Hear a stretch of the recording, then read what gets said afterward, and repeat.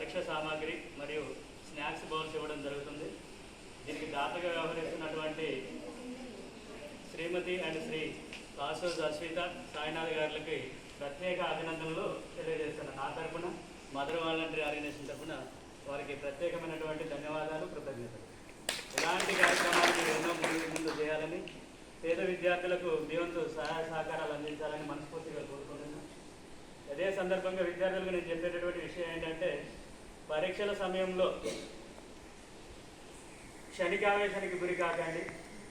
చాలామంది ఏంటంటే ఎగ్జామ్స్ రాసే ముందు అయ్యో ఇది నా వల్ల కాదేమో, నేను 10వ తరగతి ఫెయిల్ అయితేనేమో అనేటటువంటి ఒక సంకుచిత భావంతో ఏం చేస్తున్నారనంటే ఆత్మహత్యలు చేసుకుంటున్నారు.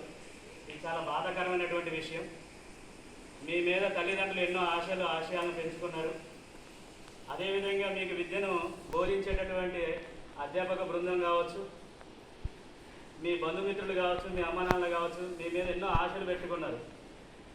నాకు చేత కాదు అనుకుంటే నీకు ఏది చేత కాదు. ఐ డూ ఇట్ అంటే వేరు, ఐ కెన్ డూ ఇట్ అంటే వేరు. నేను చేయగలను, నేను చేస్తా, చాలా వ్యత్యాసం ఉన్నది నాన్న. నేను చేస్తాను, చేయగలను. చేస్తావు, ఎప్పుడు చేస్తావు? పర్టికులర్ టైం రావాలి. టైం వచ్చుతుంది నీకు. 10వ తరగతి ఫైనల్ పబ్లిక్ ఎగ్జామ్స్ దగ్గరికి వస్తుంది. ఇప్పటి నుంచే మీరు ఒక క్రమబద్ధమైనటువంటి విధానంలో ప్రణాళికాబద్ధంగా చదివితే పెద్ద హార్డ్ ఏం కాదు 10వ తరగతి. ఒక చిన్న ఎగ్జాంపుల్ చెప్తే సమయం ఉంటుందంటే చెప్తా.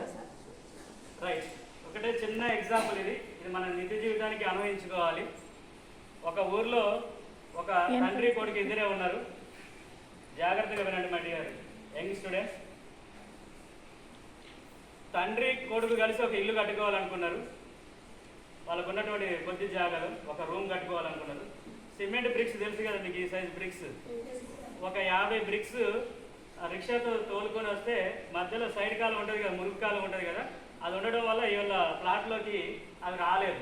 రాకపోవడం వల్ల రిక్షా అతను ఏం చేస్తాడంటే రోడ్డుకి అవతల వైపున వాటిని డంప్ చేస్తాడు. ఎన్నున్నాయి ఇటుకలు? ఇక్కడ బ్రిక్స్ ఎన్నున్నాయి? 50 బ్రిక్స్ ఉన్నాయి.